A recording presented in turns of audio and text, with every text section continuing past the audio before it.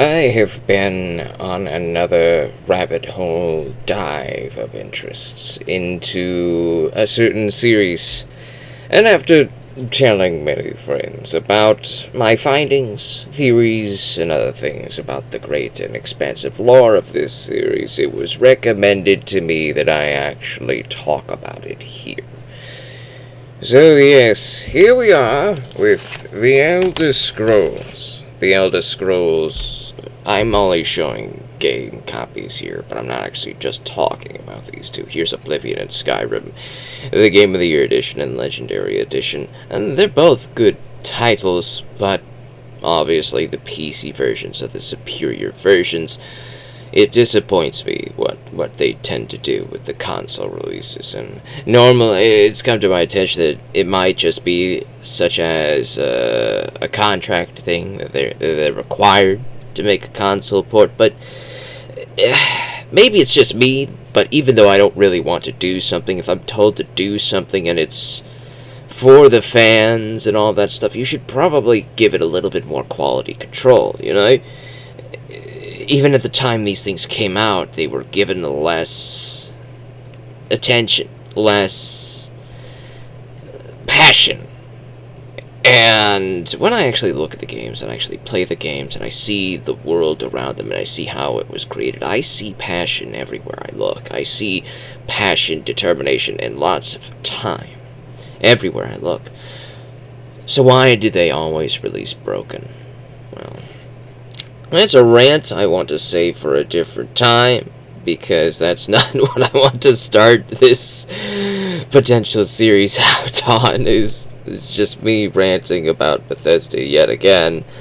But I'd love to do so. I would love to rant about it and make 100 videos saying the exact same thing, just in 100 different ways. But I'm not going to harp on Bethesda to do it. Well, I'm actually here to harp on them this time, technically. I'm talking about the lore, and I'm harping upon how it was a little bit messy. It has lately come to my attention that there is a new Daedric prince in our world nowadays. In the big old, yay old, fancy, schmancy Elder Scrolls Online. Now, if you know me, and you most likely don't, I don't care for multiplayer things. I just don't. It's a very subjective thing on this channel, so it's just a me thing. But I don't care for online or multiplayer subscription-based gameplay. I just don't care for it. And no, I don't care that Elder Scrolls Online is technically free if you play it on the PC. You don't really need to buy a subscription. You know, you just need to buy the expansions, the story expansions. In particular, the expansion I'm talking about is something that you're going to have to buy. You can't just play this for free. It's the one of the latest things. I think it's called Gold Road or whatever. It recently releases a new Daedric lore into the mix, and it's been more than a little messy from what I've been looking up. The reception to this has been a little bit mixed. We're talking about the Daedric Lord of Fate, Ithelia, and how her sphere of influence is very similar to another Daedric Lord that has been around since very early on, which is Hermaeus Mora. Now, the differences here is very, very lore-ishly, and there's a lot of this stuff can come from technically outside canon, but then again, a lot of what I like to call Kirkbridean lore and lore mastery tends to go outside the canon, as in things that aren't officially made in the games, but they're made by the people who made the games outside of the games, and as of yet they have not been contested and said that no, this guy's flat out wrong. Nobody has said that yet about some of these things. For example, Kirkbride once made a claimation about Hermaeus Mora, that he is comprised of potentiality. Not necessarily what is, but what could have been. As in all of the things that could have been when Lorcan, Magnus, Akatosh, and all the other guys, well, there wasn't Akatosh at the time, he was Auriel at the time. When they were all conceptualizing the conception of the plane of existence, they had a lot of ideas that were scrapped. And Ariel put these things somewhere. These things they're made, but they decided not to put this into the final product. But so they all put this on the cutting room. Hermaeus Mora is the cutting room floor of possibility, not necessarily what is, but what could have been. The possibility of a lot of things. So there's no actual identity for this thing. It's everything that could be, but isn't, all at once. He is and isn't at once, and it's very interesting. He's a very interesting Daedric prince, and I do like the Sphere of Apocrypha. I do like all of that idea. He's a very interesting deity, right? He's very interesting. And then the Microtrons Ithelia, very new, very recent lore, and it's kind of messy. You find a couple of these pocket realms, or like remnants of an oblivion plane, an oblivion sphere. Ithelia was one of the Daedric princes. I believe even during the Mythic era, or at some point in the Merithic era, Hermaeus Mora decided to get rid of her. He thought, this fate thing, it's kind of sketchy. It might destroy reality as we know it. Yada yada yada. And with Daedra, you can't really trust them. None of them, not even Azora. You can't trust anybody in the Daedric spheres. So when they're lying, you'll never know. When they're telling the truth, you'll never know. It's like they may sprinkle a carrot of truth on a mountain of lies, but it's that carrot of truth that gets you believing the mountain of lies as well. You never know with these guys. You will never know. So, I don't take a single thing Mora said during this expansion with anything more than even a half a grain of salt. And who knows, maybe he wanted to get rid of her because he wanted the many paths and the aspect of fate for himself. Maybe he got rid of her because he saw her as a threat to his own sphere. Maybe he got rid of her because it wasn't necessarily reality that was in danger, so much so as the idea was in danger. Not as so. The potentiality, like I said, this guy is all about possibility, potentiality, things that not are but could be. So he's very much in the fate sphere as well, but he doesn't change fate, but he could see fate. He could see all the potentiality of paths, and he could try to influence them to push things and nudge things toward the right way. It's kind of like what the Sigixar do as well. Ithelia goes and takes things a bit of a step in a different direction, and it's kind of a lazy thing that the lore writers are doing with her, because the time period in which this Ithelia deity was created, and the many paths and what the many paths are, feels outside lore, out of lore-wise, to be very uncreative, because it is copying the fads and popularities of things that are currently in existence, which is the concept of the multiverse. Although they're a little bit late, because they created this idea during a time when it was already unpopular and getting tired and getting stale. It was already getting stale when the MCU was doing it. It was pretty popular when Rick and Morty were doing it, but then the MCU was doing it, and now we're like, alright, that's enough. And then the ESO decided to do it, and we're like, so naturally, I find a lot of this stuff on the Imperial Library and the UESP and all that other stuff like that, right? I don't actually play the game, so I don't have first-hand knowledge. So, of course, anybody who has first-hand knowledge can feel free to talk about this thing in a more first-hand tutorialness than I could ever do, because I will probably never play this, because I will never pay money for it. But if it was ever given to me for free, maybe. I'm not really gonna comment on that, but Ithelia has potential. Much like Hermaeus Mora, she has very good potential, but it's the initiation that kind of feels messy. The multiverse idea is very messy. I kind of like the idea. I do. It's very much in the way of Jiggalag and how he was a threat to the other Daedra. Jiggalag's sphere, if you don't know, was order. Order, like organization, order. He was so good at it that he had a library that basically was like the deterministic formula of the universe. Everything that could be based off of this formula, based off like hard facts, logic, mathematics, and all that stuff, could predict everything in a deterministic fashion. Basically,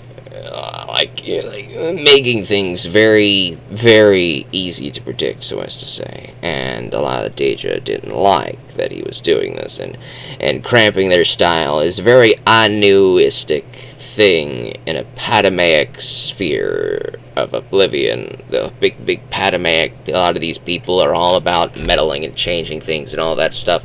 And this guy is all about order, organization. He's a very Anuistic type of deity. So they were like, let's get rid of him. Let's get rid of this guy. He's a bit of a nuisance.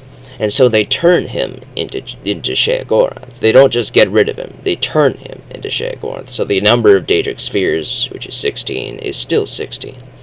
However, there's something else that I looked at during the Merethic era that could make sense with the number 16. It's something that I've seen a couple other commenters on a couple other places also bring up, and it's the issue with Malakath. You see, if the number 16 is very important to the spheres of Oblivion, then leave it 16. What if they were always 16, but the Daedric princes were never the exact same princes at any and every given time?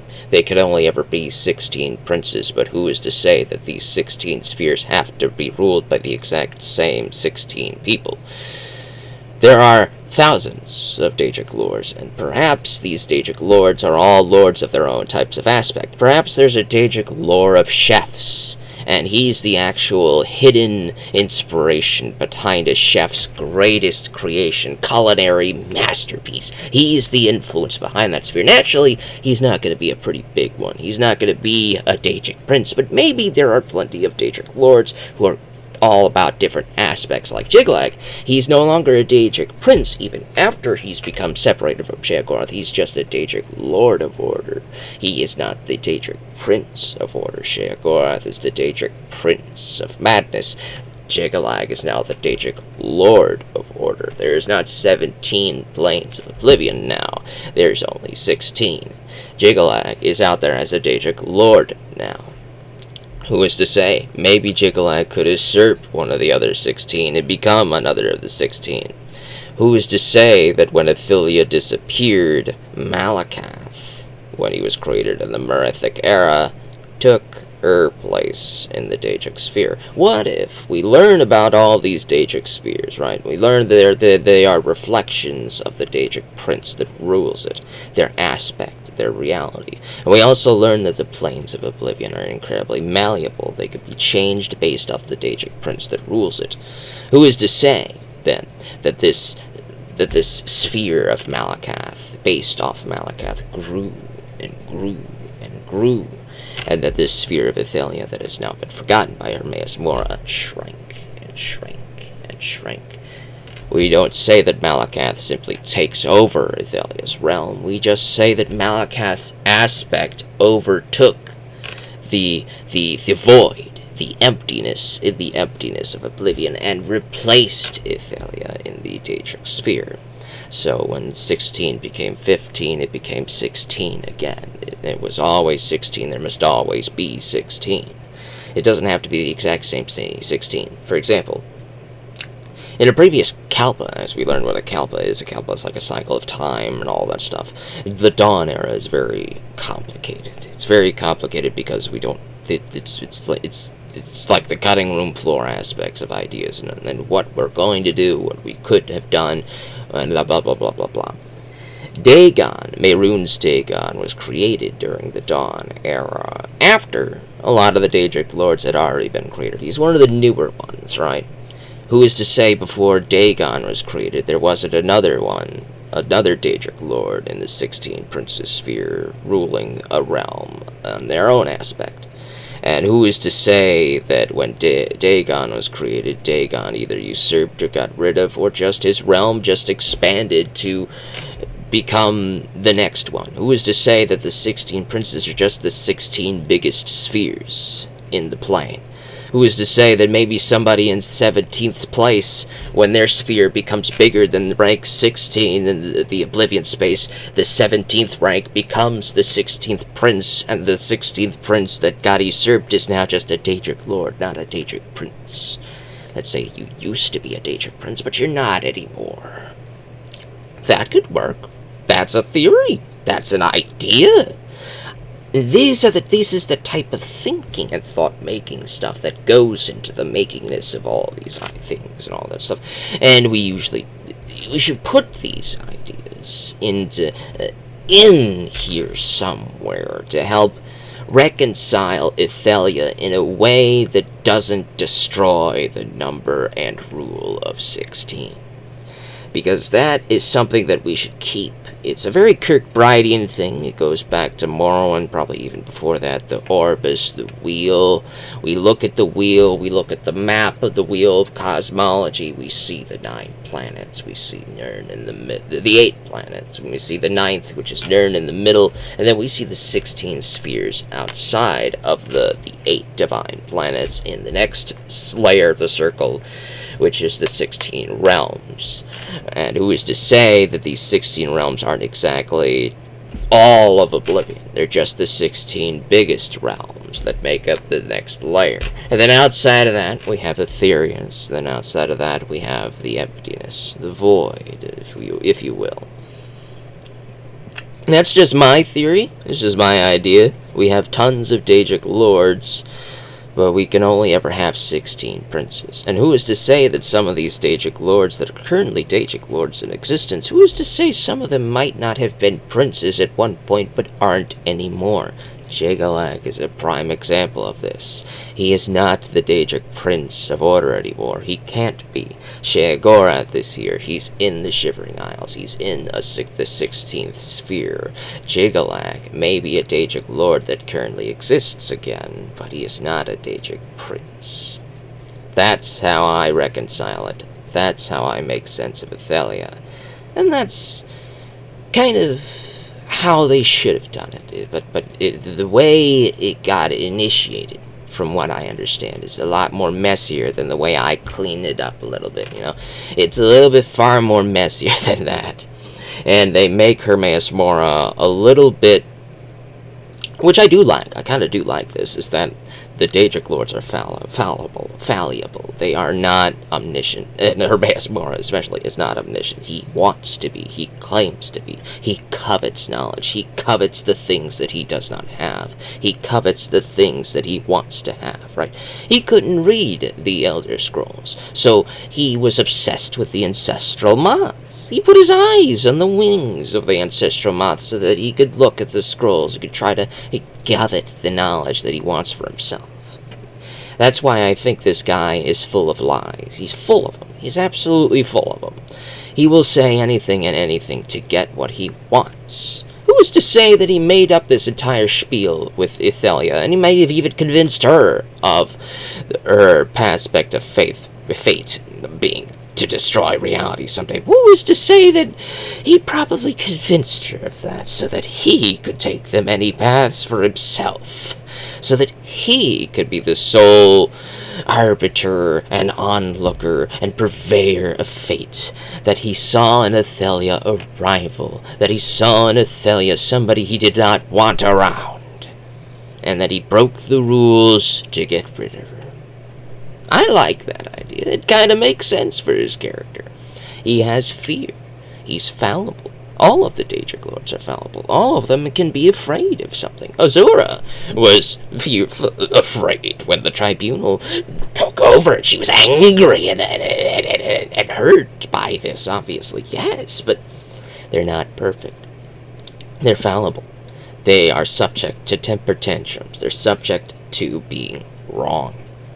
Hermaeus Mora probably lied about a whole bunch of things in the Golden Road. But that's all speculation and theory and hypothesis and all that other stuff. It's not written into code, it's not written into law, but we do know that the Daedric lords like to lie. The Daedric princes, they love to lie. And I have another theory about Dagon and the Mythic Dawn for a future video, and about how he lied about a bunch of stuff for another later thing. But this is just to start this idea out, to see if this works, to see if anybody actually cares about this stuff. But that's my idea for Ithelia, and how I could actually reconcile her into the Daedric space, and how you could reconcile Oblivion to always have 16 princes. But they don't always have to be the exact same princes, and they don't have to always be the exact same aspects. Every Daedric lord can have their own different aspect. Jiglag of Order, Shigor, the Bandus. They can all have their different aspects, and it just depends on who's in the top 16 at the time.